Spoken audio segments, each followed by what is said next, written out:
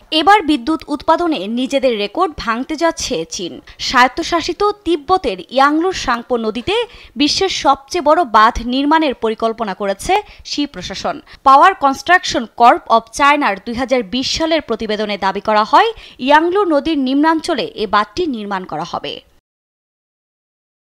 বর্তমানে বিশ্বের বৃহত্তম জলবিদ্যুৎ প্রকল্পের বাঁধটিও চীনে অবস্থিত।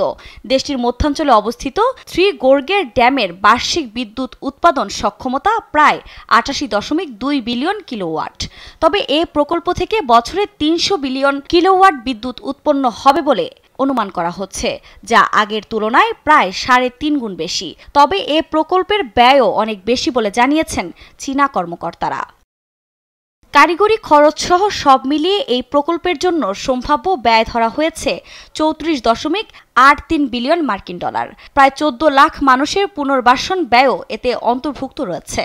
বুধবার চীনা গণমাধ্যম জানায়, কার্বন নিঃসরণ হ্রাসে চীনের লক্ষ্য পূরণে গুরুত্বপূর্ণ ভূমিকা রাখবে এ প্রকল্প।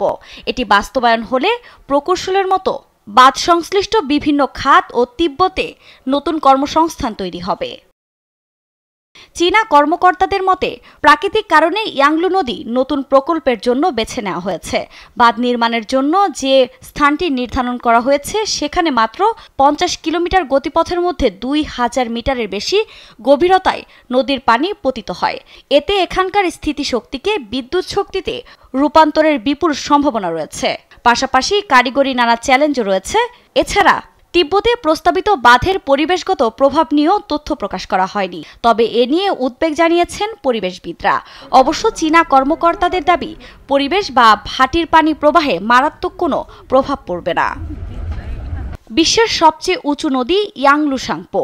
এটি সমুদ্রপৃষ্ঠ থেকে প্রায় 16,404 ফুট উঁচুতে। নদীটির গভীরতা যুক্তরাষ্ট্রের গ্র্যান্ড ক্যানিয়নের চেয়ে দ্বিগুণ।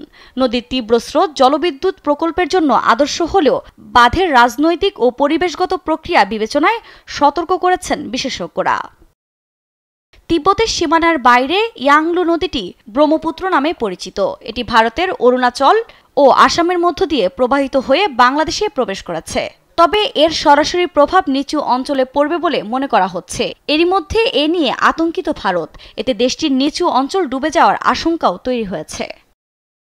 আফরিন মৌ, নিউজ ডেস্ক, দেশ টিভি।